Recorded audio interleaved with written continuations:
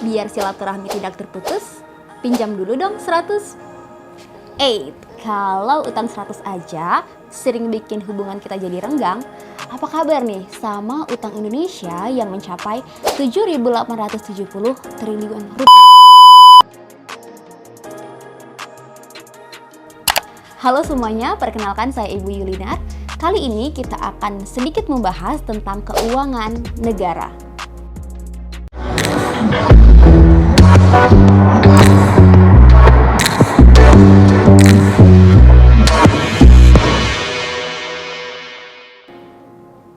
Kementerian Keuangan mencatat posisi utang pemerintah hingga 31 Agustus 2023 mencapai 7.870,35 triliun rupiah, naik tipis dari utang Juli 2023. Kebayang nggak uangnya sebanyak apa?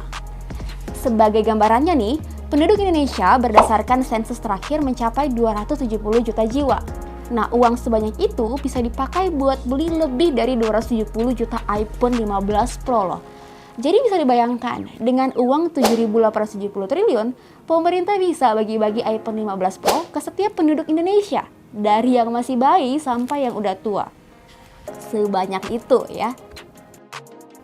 Dari gambaran tersebut, mungkin akan timbul pertanyaan nih. Utang sebanyak itu buat apa ya? Kenapa sih harus ngutang? Apakah utang Indonesia masih dalam taraf aman?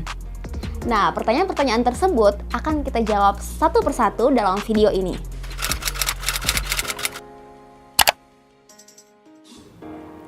Untuk menjawab pertanyaan pertama, kita harus merujuk kepada APBN, Anggaran Pendapatan dan Belanja Negara. Dalam postur APBN, terdapat komponen pendapatan dan belanja. Ketika pendapatan lebih kecil daripada belanja, maka akan terjadi kondisi defisit keuangan.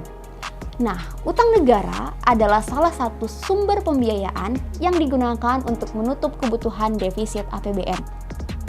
Dari sini kalian mungkin ada yang kepikiran, kenapa belanjanya tidak dikecilkan saja, disamakan dengan nominal pendapatan, biar tidak defisit? Nah, ini adalah pertanyaan yang bagus tapi kompleks. Ibu Sri Mulyani pernah memberi gambaran seperti ini. Coba kalian bayangkan dalam sebuah keluarga yang memiliki 3 orang anak. Setiap anak mempunyai kebutuhan berbeda sesuai umur dan jenjang sekolahnya. Pada tahun ini, anak yang sulung perlu uang untuk bayar uang kuliah. Anak kedua perlu mengganti tas yang sudah rusak. Sementara anak 3 butuh uang untuk studi tur keluar kota. Dengan pendapatan yang tetap, apakah orang tua boleh memutuskan, oh ya udah anak ketiga berhenti sekolah dulu aja, karena uangnya nggak cukup? Kan tidak bisa demikian.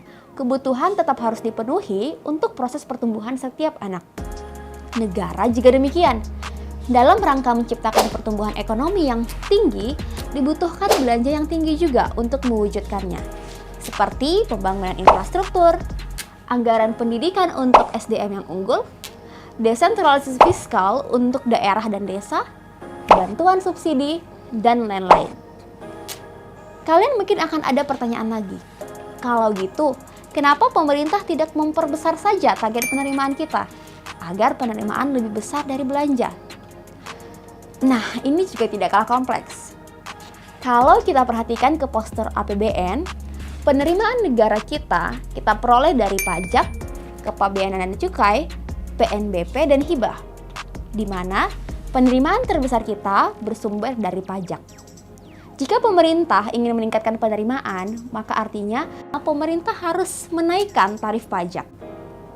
Tentu hal ini akan berdampak banyak, salah satunya yang pasti adalah harga barang dan jasa akan naik, diikuti daya beli masyarakat yang turun, mengakibatkan demonstrasi di mana-mana, dan akhirnya berujung pada kelesuan ekonomi.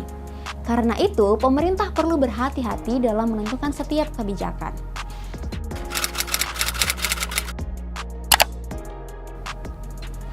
Indikator aman tidaknya jumlah utang negara kita diatur dalam Undang-Undang 17 tahun 2003, pasal 12, ayat 3 yang menyatakan posisi atau jumlah keseluruhan utang outstanding dibatasi maksimal 60% dari PDB.